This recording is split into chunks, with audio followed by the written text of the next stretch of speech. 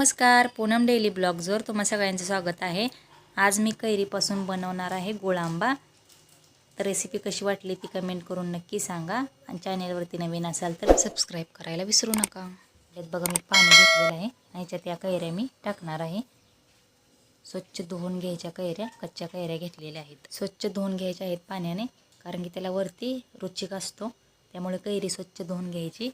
आणि बटाट्याची साल आपण ज्याने काढतो त्याने कैरीची पूर्णपणे साल काढून घ्यायची आहे। हे बघा, अशा पूर्ण हिरवी साल वरची पूर्णपणे काढून घ्यायची। अशा सर्व आंब्याच्या मी साली काढून घेणार आहे। बघ, कैरीचा गुळ आंबा खूप भारी लागतो, चपाती सोबत खायला तर एकदम भारी लागतो। हे बघा, असे मी पूर्णपणे साली काढून घेतलेले आहेत आणि आता हे आपल्याला खिसून घ्यायचं आहे। हे बघा, असं खिसणीने मी आता हे आंबा खिसून घेणार आहे। त्याच्या आत कुळी लागत नाही तोपर्यंत पूर्ण चारी बाजूने खिसून घ्यायचा। असे सर्व आंबे मी खिसून घेणार आहे। हे बघा, मस्त असा खिस झालेला आहे। अशा मी तिन्ही पण कैऱ्या खिसून घेणार आहे पूर्ण। त्याच्या आतली कुळी काढून मस्त असा खिसून घेतलेला आहे। बघा, बघू शकता तुम्ही, बघा छान असा खिस झालेला आहे।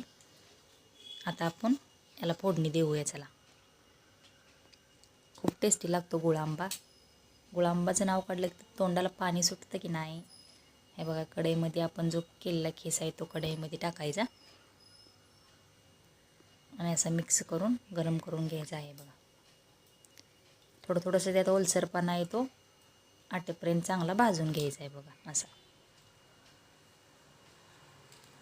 मस्त असा भाजल्यानंतर खिस याच्यामध्ये मी 1 वाटीभर गूळ टाकलेला आहे। मीडियम गॅसवरती आता हे मिक्स करून आपल्याला गोळी पूर्णपणे विघळवून घ्यायचा आहे। गूळ गरम झाला की थोडंसं ते पातळ होतं, पण नंतर मीडियम गॅसवरती आपण जसं हलवल तसं घट्ट होतं ते। मस्त असा वास सुटलेला आहे, खूप छान लागतो।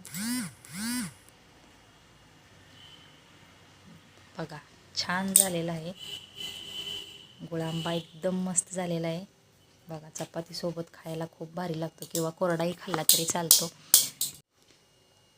तुम्ही पण असा कधी गुळ आंबा केलेला असेल तर कमेंटमध्ये नक्की सांगा आणि चॅनलवरती नवीन असाल तर सबस्क्राईब करा, लाईक करा, व्हिडिओला कमेंट करा आणि शेअर करा। भेटूया उद्याच्या व्हिडिओमध्ये। धन्यवाद।